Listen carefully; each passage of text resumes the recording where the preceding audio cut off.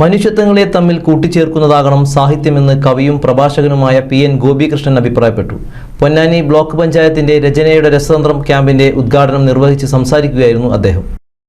ഇളം മനസ്സുകളിൽ സാഹിത്യാഭിരുചിയുടെ പുതുനാമ്പുകൾ മുളപ്പിച്ച് പൊന്നാനി ബ്ലോക്ക് പഞ്ചായത്ത് രചനയുടെ രസതന്ത്രം ക്യാമ്പിന് തുടക്കമായി.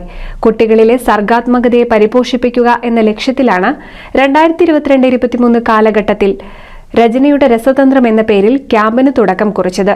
5 മുതൽ 12ാം ക്ലാസ് വരെയുള്ള കുട്ടികളിൽ നിന്നും സാഹിത്യാഭിരുചിയുള്ളവരെ കണ്ടെത്തി തങ്ങളുടെ രചനകൾ കൂടുതൽ ആസ്വാദ്യകരവും മികവുറ്റതും ആക്കുന്നതിനുള്ള പരിശീലനമാണ് 2 ദിവസങ്ങളിലായുള്ള ക്യാമ്പിലൂടെ നടക്കുന്നത്.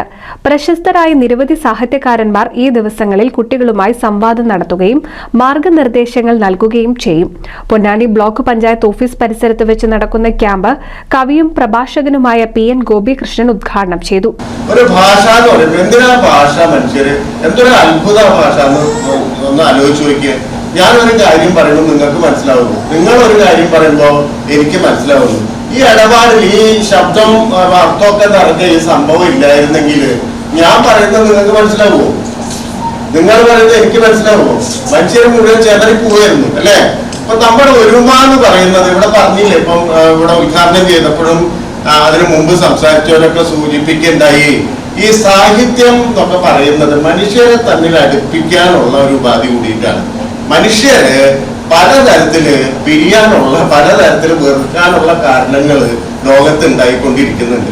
നിങ്ങൾ ദിവസവും പേപ്പർ വായിച്ചാൽ നിങ്ങൾക്ക് മനസ്സിലാവും, ദിവസവും TV കണ്ടാൽ മനസ്സിലാവും അല്ലെ? വൈകുന്നേരം TV-യിലെ ഒരു ന്യൂസ് നൈറ്റോ ന്യൂസിന്റെ ഒരു പരിപാടി കണ്ടാല് നിങ്ങൾ എന്താ കാണുന്നത്? അങ്ങോട്ടും ഇങ്ങോട്ടും നല്ല സന്തോഷം പറയുകയാണോ?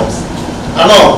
അല്ലെ? നമ്മളൊക്കെ കേരളീയരാണ്, നമ്മളൊക്കെ പരസ്പരം സ്നേഹിക്കേണ്ടതാണ് എന്ന് പറയുന്ന ഒരു ആശയമാണോ അതിൽ നിന്ന് കിട്ടുന്നത്? ആണോ? നിങ്ങൾ എന്താ കാണുന്നത്? അങ്ങോട്ടും ഇങ്ങോട്ടും അല്ലെ വലിയ തരത്തിലുള്ള വാഗ്വാദങ്ങളിൽ ഏർപ്പെടുത്താം. അഭിപ്രായ വ്യത്യാസമൊന്നും മോശമുള്ള കാര്യമല്ല കേട്ടോ. എല്ലാവരും ഒരുപോലെയാണെങ്കിൽ ലോകം വളരെ മോശമായിട്ട് തീരും.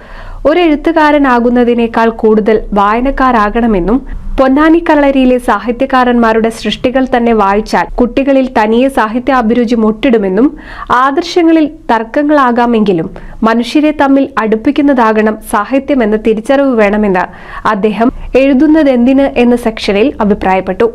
കവിതയുടെ വഴികൾ എന്ന സെഷനിൽ കവിയത്രിയും കഥാകൃത്തുമായ EN ഷീജയും, കഥയുടെ വഴികളിൽ എന്ന സെഷനിൽ കഥാകൃത്തും നോവലിസ്റ്റുമായ M കൃഷ്ണദാസും ക്ലാസ് നയിച്ചു.